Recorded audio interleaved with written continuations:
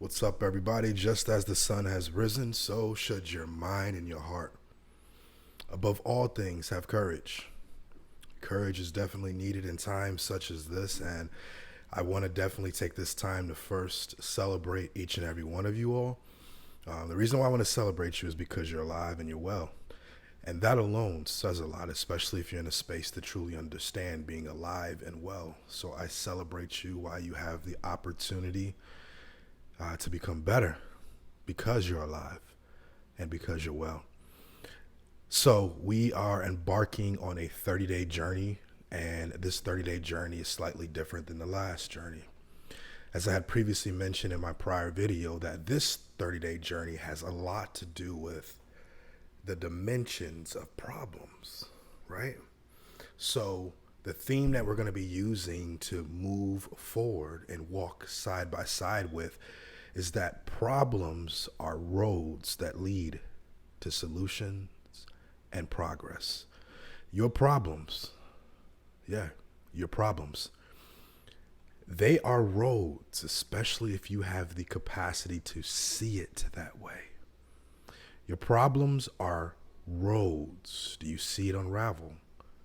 I know sometimes your problems may seem to be right in front of you and seem to make you feel heavy, tense, anxiety, hard to sleep. I understand that. But for a moment, if you can take the time while we're in this space together to see your problem as a road, it is a road that will lead you to solutions and progress. And that's the purpose of the journey, to really put you in a position, into a space together, not just you, together. I'm going through this journey as well, to put ourselves in a space where we're looking at the problems in our life as roads, as a place to get us, or a situation that's going to get us to solutions that we're desperately needing, solutions that we need to have in our lives, or progression, the sense of moving forward, coming out of the old, going into the new. This conversation is not just segmented for religious talk, even though it can definitely sit in that space. As a man thinketh, so he is. As a man believeth in his heart, so he is. That is a religious scripture that is used for many people to really gravitate to the idea that what you believe typically will become your reality. You know, even outside the religious conversation, there's a worldly conversation, a cultural conversation that says perception is reality. Perception is reality. And that simply means what you believe to be your current life, how you see life right now, how you're literally viewing this moment right now is based off your perception. Because typically, as we break, not typically, but as we break down each day, we're really going to focus on our capacity to change our mind. And when we're able to change our mind and examine our heart, we truly will then have control over how we lead ourselves to solutions and progress. So it is beneficial for us to actually have a working definition for this term problem, because we're going to be using this, like I said, quite a bit, and especially today. And today's conversation, before I give you the definition, the working definition of problem, today's conversation is going to be really focused on hate, right? And as we go through this journey, we're going to have different, I guess, issues, if you want to call it that. I mean, I wouldn't really call it an issue. We're going to explore different terms that really seem to be problems in our life. And the term hate, we're going to dive into that word. We're going to dive into that term. We're going to dive into that experience. We're going to take a walk deeply into hate, because that's happening in our communities as we speak. That's happening in our families as we speak. It's even happening inside people. Right now, somebody's not satisfied with who they are. They hate themselves. So we're going to explore that conversation for a few days. But again, as I get back to what I was originally stating, that we're going to have a working definition for problem, because it's important for us to work this this together, right? So the definition of problem that we're going to be utilizing is a problem is a matter or situation, that is unwelcomed or harmful and needing to be addressed or dealt with and overcome. So let me slow down to make sure everybody's walking with me. So a problem is a situation regarding as unwelcomed. So those problems you have are typically not welcome, and they are also harmful and needing to be dealt with and overcome.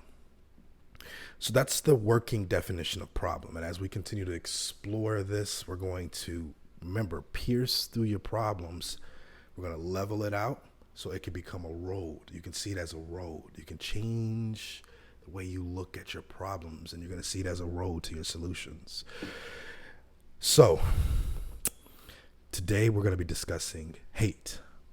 Hate. I can't stand the way you look at me. I can't stand it.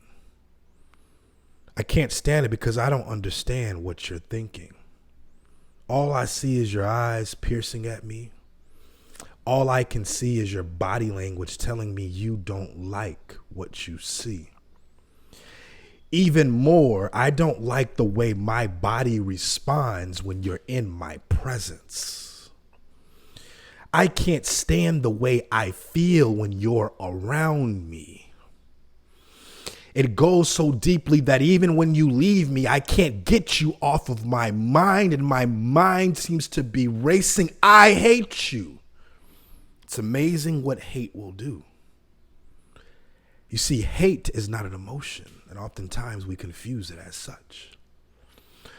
Hate is a feeling. You can feel hate.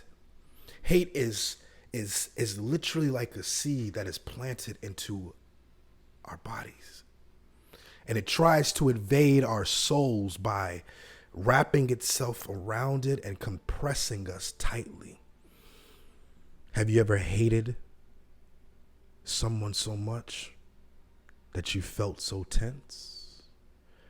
Have you ever hated something so much that you could feel your body's response to it? Have you even hated the way that you talk? Have you ever hated the way that you look? So disgusted, so angry. These are the things that grow from the seeds of hate. And as we continue to explore hate, I really want your mind to wrap around this term, because we're going to, again, look at it just like we look at our problems. And the goal is to not focus on it so much that it becomes heavy and we can't get our minds off the heaviness. But we are going to change the way we see this thing we call hate and level it out and look at it and appreciate it and thank it for the road it created to our solutions. You see, hate is a feeling that's intense or passionate dislike for someone or something. Hate is a feeling that is very intense or passionate, and it's a dislike for someone or something. Oftentimes, hate can turn into what we consider hatred. And hatred is often associated with, again, the feeling of anger. You see, what happens is if you hate something, the way you respond to it generates an emotion. There's different responses that we have from the seed of hate. One response we have is a feeling of anger, not being satisfied with something, causing us to be furious about it. Another response or a growth from hate is disgust. I can't stand the way you look at me. You see, disgust comes from the pit of our stomach, and it makes us see things and feel things all at the same time. And you see, what we see and feel is not something we're naturally okay with. So that's why we tensen up. You see, what you have to understand is hate, again, at the very basic level, is a seed. It's a feeling that's planted in us. And if it grows, it can respond in anger, frustration, disgust. And these things are real. You see, as we continue to walk down this journey we call hate, we have to understand that things do result in hate. You see, let's slow down. Let me slow down and give you an explanation of what I mean. You see, constant exposure to hate. If you constantly are exposed to hating something and you're not dealing with it, what ends up happening is your body will go into a survival mode. Yes. Your body will then, it will call upon the responses to protect oneself. And it's almost similar to a hyperextensive state. You see, let me slow down. At one point, you were in your center. At one point, you were calm. At one point, you were in your perfect peace. At one point, everything seemed to make sense. But then something happened and hate came into your body. Hate came into your space and it introduced itself to you. You see, the problem is that you accepted it. And not only did you accept it, you became it. You see, accepting hate is feeling it, and becoming it is acting out of it. You see, the result of exposure to constant hate can create your body to again go into a survival mode, which will result in anxiety. That's why sometimes you feel so anxious. Maybe it's because something you haven't identified that you hated.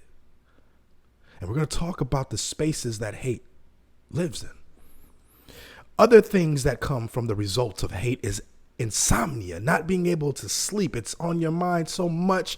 And the interesting thing about this conversation is that there are layers to each thing. And I know I'm moving somewhat quickly, but if we were to pause, even in the space of insomnia, not being able to sleep and being up all night, restless, not knowing why I can't feel rest, why knowing why I can't feel at ease, not knowing why I have to take supplements to get me to be sedated and calm down and relaxed. I can't control my body. I can't control my mind. I don't know what's going on. What is it?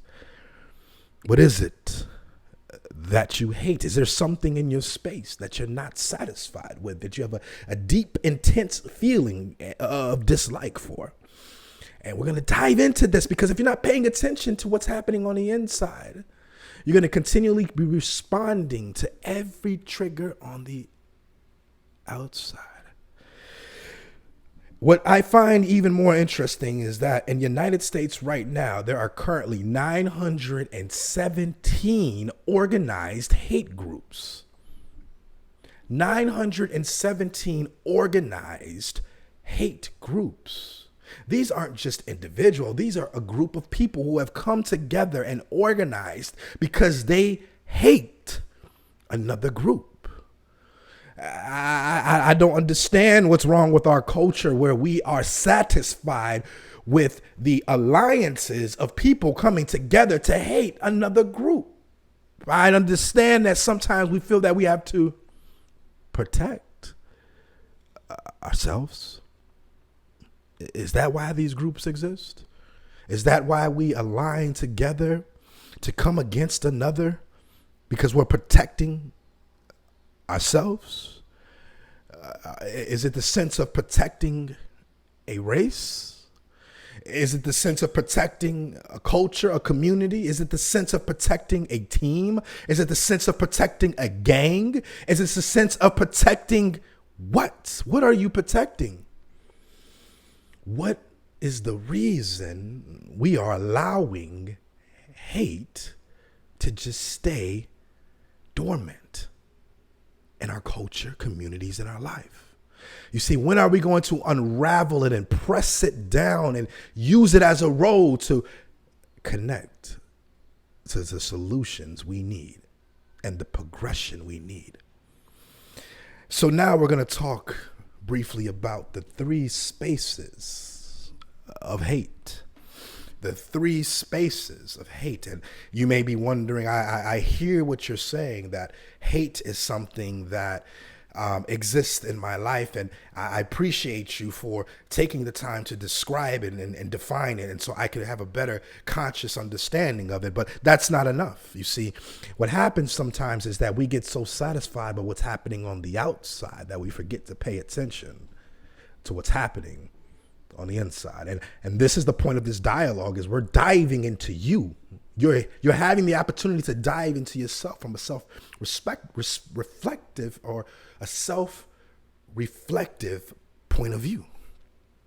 And so as we are, again, focusing right now on the inside of us, we're not going to focus on what's happening out there. I want you guys to start paying attention to what's happening on the inside of you as we talk about these spaces of hate. The first space is, and again, as we discuss the spaces, it's really driven by the theme of why do we hate, essentially. And I don't mean to get you off track, but I want to walk with you. I don't want us to leave one another. So why do we hate? This is the first space in which why we hate. To better understand why we hate, we have to look at, are we fearing the other? Are we fearing the other? You see, why people hate is for certain reasons. And the first reason is for the fear of others. I understand that you're so tough that you don't fear anything.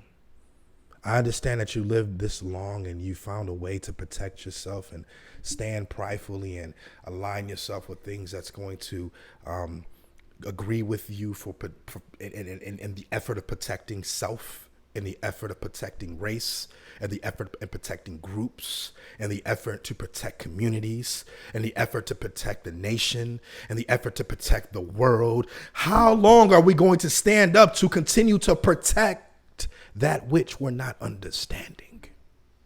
So again, fear of others. And as we dive into this part, in this space, we're going to look at this concept that when we feel threatened, and this is a psychological perspective, is when we feel threatened by perceived outsiders, by people that don't look like us, by people that don't sound like us, that by people that are different from us. And when I say us, I mean you. When we feel threatened by perceived, in the mind, outsiders, instinctively, by nature, we turn towards the inner group. The inner group can be synonymous with those whom we identify with.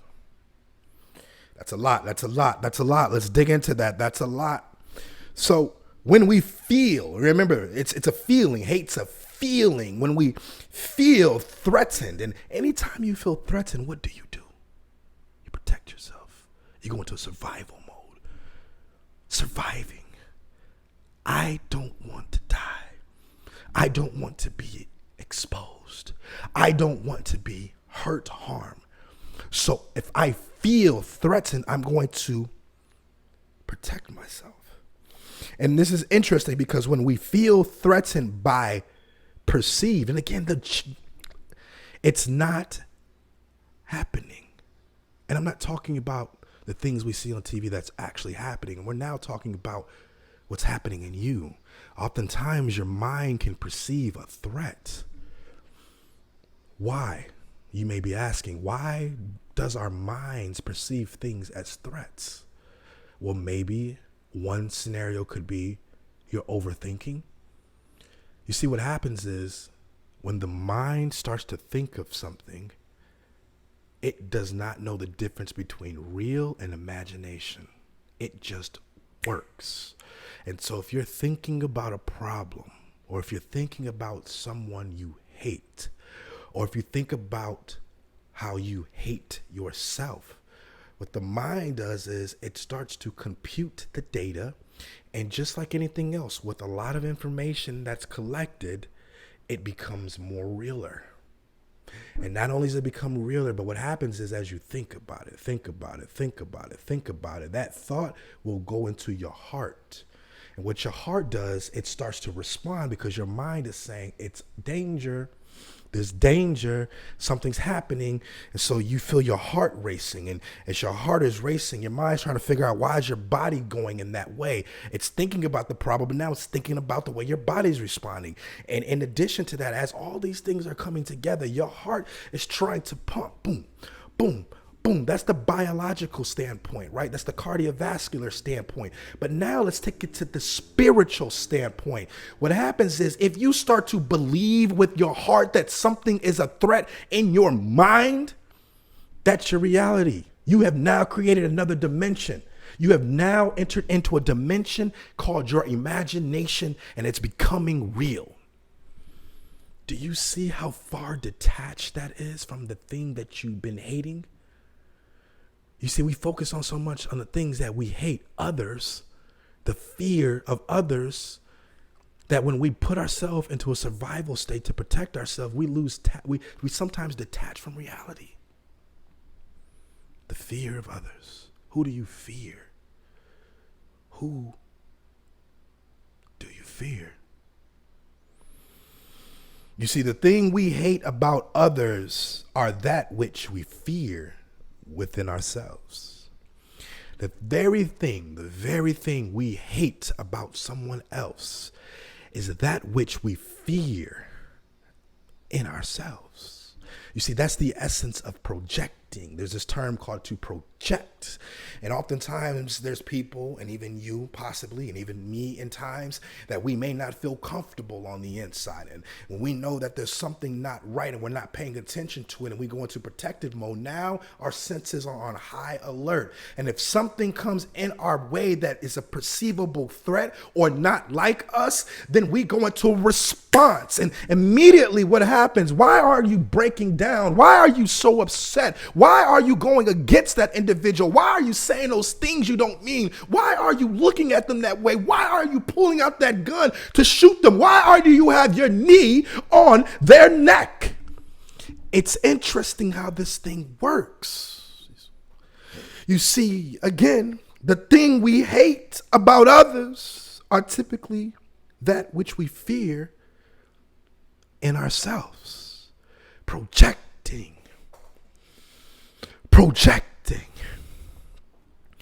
And the second space that we're going to discuss about why we hate is the transition that we're moving into, fear of ourselves. Fear of ourselves. You may be asking, Trevor, I don't fear myself. I can't imagine that I'm fearing myself. That this doesn't make sense. I don't get what you mean. I don't understand what you mean. Slow down. Let's take time in this space to examine it a little bit more. It's no different than anything that you love and you want to be successful in. Whatever you love and that you want to be successful in, you take the time to observe it. You pay attention to it, right? Close your eyes. I want you in this time to imagine someone you deeply care about walking up to you. And as they are slowly walking up to you, you can see them in the far distance coming closer to you. Can you see them? Can you see what they're wearing? And as you notice them, your heart starts to beat, and it starts to pick up its pace. Because you're starting to realize the person that you care for the most is coming closest to you. And as soon as they get a little bit closer to you, you can feel in your body the warmth that they provide. When you look at their eyes are looking at you. And you can see them. Can you see their smile as they're smiling at you? Because they can't wait to get closer to you. And as they're walking, you can feel a cool breeze come across you. Can you feel that breeze? And as that breeze is coming across you, you can hear the ocean in the background. And the ocean is moving slowly, but you can hear it enough. It's the perfect noise with the perfect breeze.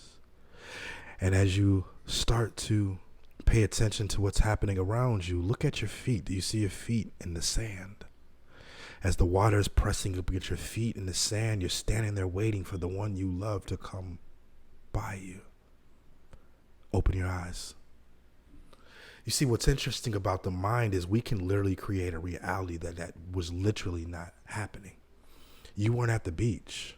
The one you love is not walking next to you or up to you. However, the way our minds work, as long as we think about something and we're in a calm, meditative space, it can become our reality. And eventually, if we think about it long enough, our heart will agree with it, and then we'll start to believe what we're thinking. You see, the problem happens when our imagination becomes stronger than our reality.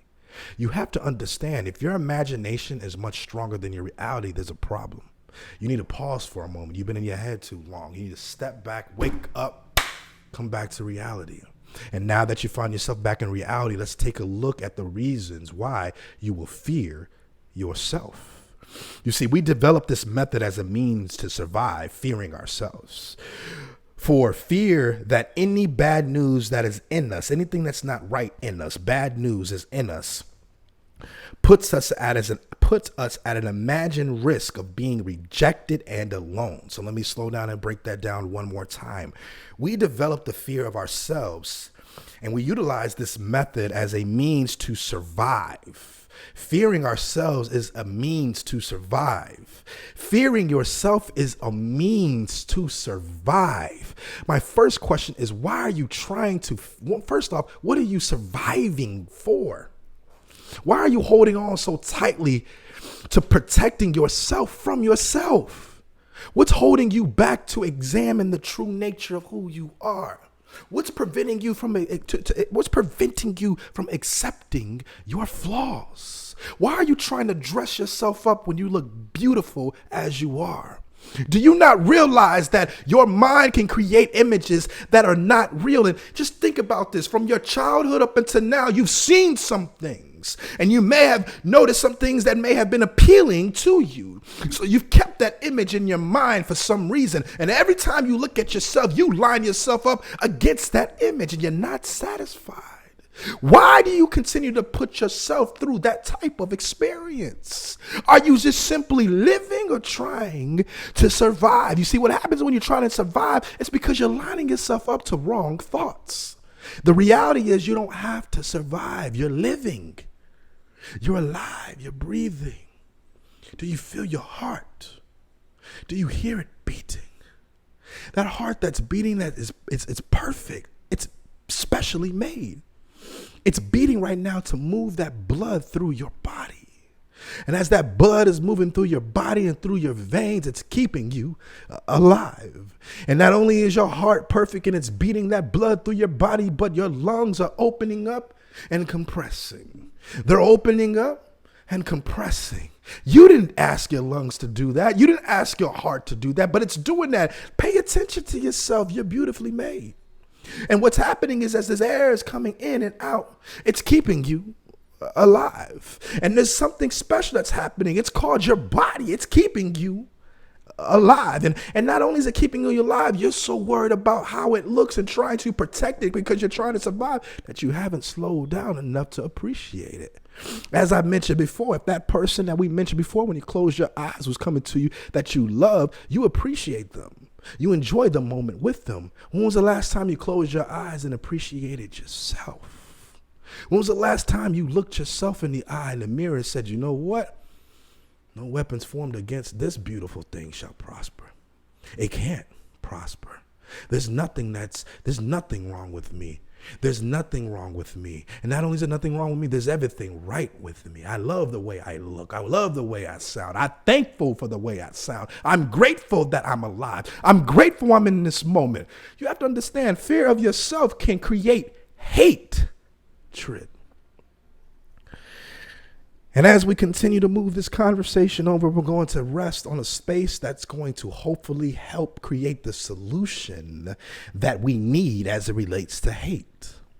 You see, again, hate is a feeling, and it comes in so many different ways. And once it attached to us, once that seed is planted into us, it grows and attached to us, tenses us up, and it responds in by means of ways that we just don't enjoy. Anger, frustration, anxiety, insomnia. It creates these irrational thinking. It's hate we're talking about. So you may be asking me, we've been talking about hate now for almost 30 minutes. What can I do now that I know I have hate in my life, or I see hate in my life, and I know when I leave this session, I'm going to see things I don't like. I might even still be hating myself. What can I do? That's a great question. I'm glad you asked that question. You see, the only antidote to hate, the only thing that will sedate, not even sedate hate, the only thing that will cure hate is self-compassion. We're going to walk through this. We're going to walk through this. We're going to press down on this. We're going to walk through this. I don't want you to move too quickly. I know you're getting excited, because I am. But we're going to slow down and walk slowly with this self-compassion. You see, the only antidote to hate is compassion for self and compassion for others. How do I have compassion for myself? What does that look like, you may be asking? How do I know if I'm showing compassion to myself? And I know that's a good question. And as we explore this term compassion, I think it's important to understand what it means. You see, this word compassion is derived from the meaning to suffer with. To suffer with. Imagine a man right now, close your eyes if you will, or keep them open, but imagine a man stuck in the middle of the ocean. He's on a life raft and he doesn't know what to do. It's dark outside and the wind is blowing and the rain is coming down, and his raft is moving left to right, left to right, left to right, left to right. And he's trying to hold on and he's trying to stay strong, but he's getting scared and he doesn't know what to do. And as he's holding on, he feels his life is leaving him. He knows at any moment he can topple over and die. And as he looks to his left, as the wind is blowing and the storm is coming in directly on him, he sees another man almost drowning. This man is holding on to a log and it looks like he's slipping. And as the man is in the raft drifting, he looks over, and as a man is about to slip over there to his right, can you see him? He's trying to hold on. He's slipping. The man in the raft makes a decision. He says, well, if I grab him, there's no room on this raft I have. It'll sink. If I hold him and pull him in, my raft will sink. I don't know what to do. I'm going through trouble right now. How can I help someone else? I'm going through a situation right now. How can I be concerned with someone else? And the man makes a decision in a split of a second. He turns around to that man, he grabs him, he pulls him on his raft, and he holds him tightly. And as he holds him tightly, the raft starts to sink underneath the water.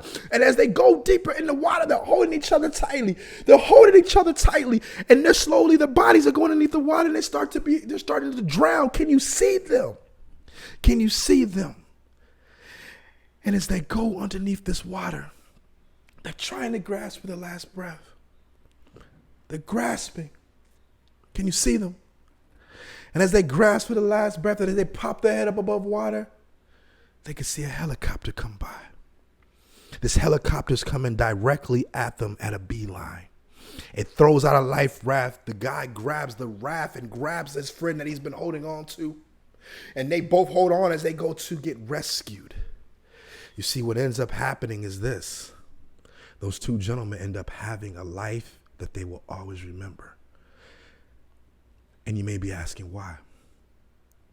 The purpose of that story is simple. You may be drowning in hate. You may be drowning in fear. You may even be drowning in your problems. But I promise you this, if you take a moment to care enough about someone else and suffer with them, you'll start to forget that you're in this thing alone. Not only will you start to forget that you're in this thing alone, you'll start to think of someone else and your problems will become lighter. Not only will your problems become lighter, but because you've been through some things, because you've hated some things, you can now help someone else get out of what they're getting into. And you see, what ends up happening is when you help somebody else, your heart grows bigger and your heart starts to pay attention. It says, wait a minute, I enjoyed this feeling. And then your mind catches on and says, you know what? I enjoy what I'm seeing. And it starts to look for more opportunities to help more people. Do you understand what I'm saying? It takes compassion. for a man to suffer with another man. It takes compassion for a woman to suffer with another woman. It takes compassion for humans to suffer with other humans. It takes compassion to look outside of yourself and connect with someone you don't normally connect with and care for them because they're going through it. That's what the world needs today, is compassion. And the greatest example of compassion of them all, the greatest example of compassion came from Christ.